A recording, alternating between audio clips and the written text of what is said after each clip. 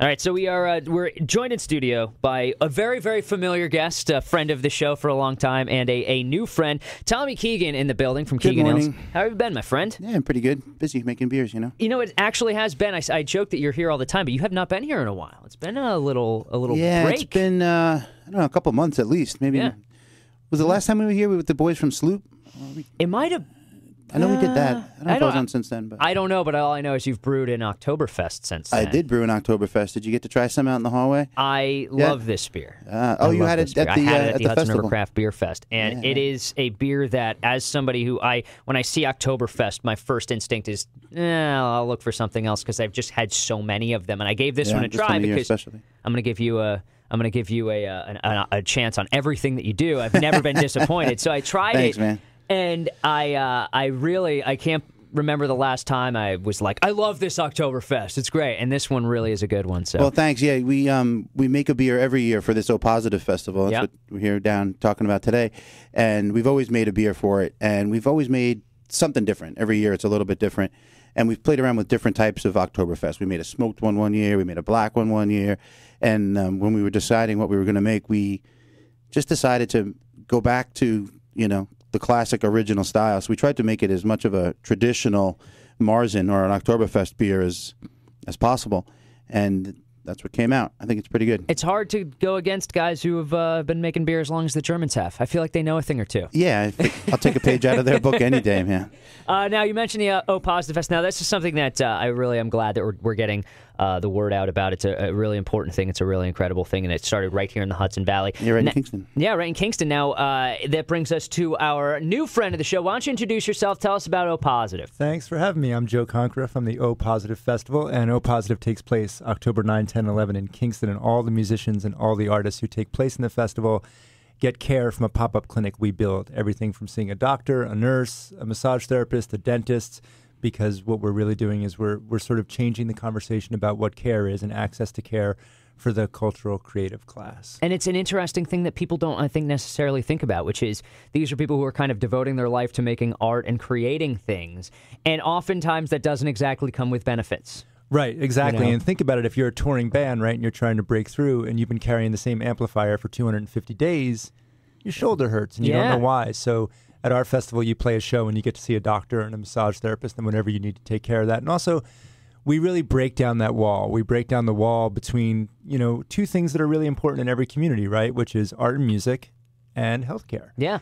So what we do is we bring them all together in one really fun way, and folks like Tommy at Keegan Ale really help out a lot with helping us do that. Now, the thing that's interesting to me that I like that you've been a part of, you've been involved with this for a while, the murals. I love the murals. Right. Yeah, we've got a couple of them. You've been to the brewery, we've got we've had some graffiti art done. We have this giant American Indian woman. How big is that thing? It's probably... I think it's 30 by 90 feet. Yeah, something like that. It's crazy. Yeah. I have another 30-footer going up next week. And that's just one part. One year by year, turning my outside into like a drive-through mural museum almost, It's like tattoos for your building. It's really exactly what it is. It is. You're collecting them. I think we're going to use that. And that's just one thing that you do. I mean, as you mentioned, it's artists, it's musicians. I mean, there's a lot of great musicians, including some of the people you'd know about. Obviously, Living Color, Corey Glover's going to be there. Yep. But you were telling me off air, I like this view of things. It's an opportunity to see bands that you're going to love 5 years before everybody else knows about them. Yeah, exactly. And we've been doing it 6 years, so we've actually seen some bands that have come through the festival and now are playing 20,000-seat arenas, and it's been really amazing to see because they stay in touch with us and really get the cause, and the way this is growing is literally person to person. I mean, this is, it's a festival, but at the end of the day, this is really grassroots activism at its best because everybody plays the festival, says, oh my God, I just played a show where I got my teeth fixed. Right. That's awesome. And how often does that happen? Right. Usually it's like, well, we can give you $70 and beer. Like, that's pretty much how it works.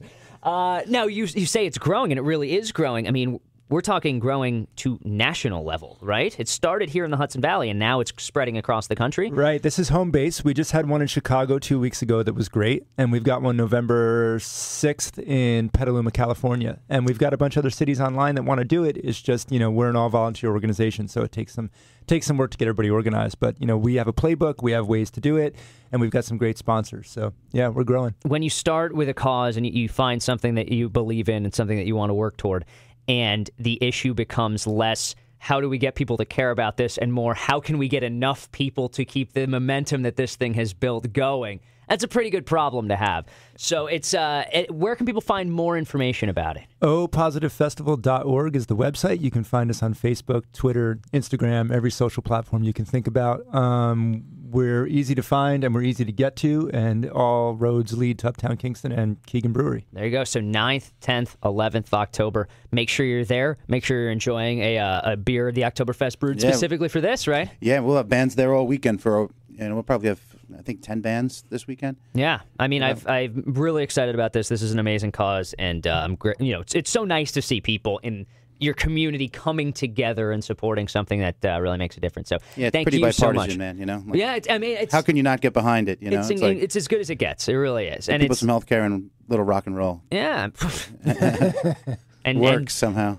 And beer and building tattoos. How much better does it get than all building of those tattoos? Things? I like that. All right, thanks guys so much. Appreciate it. Thank you. All right, Deuce.